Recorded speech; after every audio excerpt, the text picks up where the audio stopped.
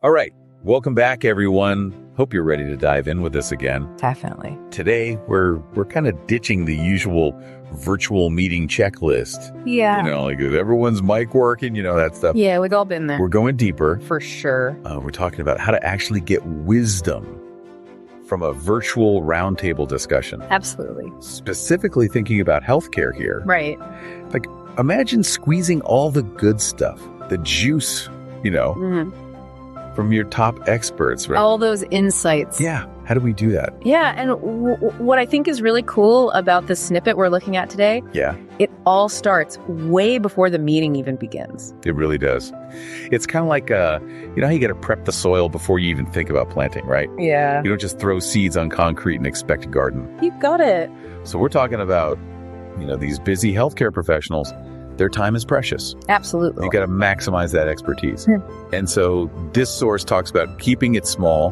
The group, I was just going to say, the size of the group is super important. like 4 to 6 people, right?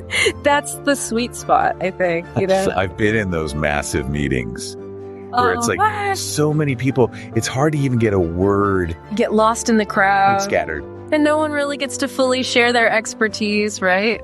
Exactly. And especially when we're talking about, very specific healthcare knowledge. Totally. I think having that smaller focused group makes all the difference. It's like those think tanks, right? Totally. You got these experts coming together, tackling the really complex issues. Yeah, you need that space for everyone to contribute, right? Exactly. Quality over quantity, for sure. Absolutely. Especially in healthcare. And it's not enough to just show up. Whoa. Right. Like you got to have a plan. You got to be prepared. This source is all about the prep work. I love that it mentions, sending out pre-reading maybe a week before. Yeah. Or even just asking everyone to jot down some initial thoughts. Or a couple of key questions they want to explore. Yes. That kind of stuff, it sets the stage, Totally. It's like you're laying the foundation for a much richer discussion. Right. It's not just going to be a random chat. No, you don't want to be wandering around aimlessly. No.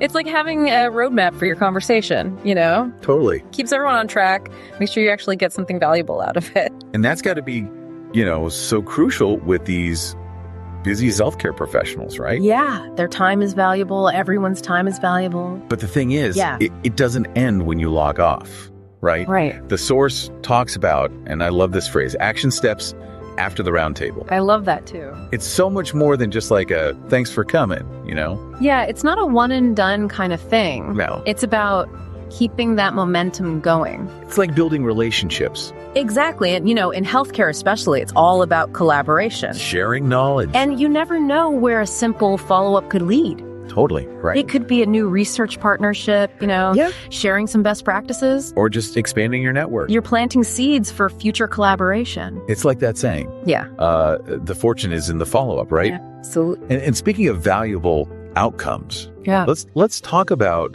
sharing that knowledge more broadly. Absolutely. Like recording the session. Yeah. Getting a transcript, pulling out those key insights. Highlighting the aha moments. Yes.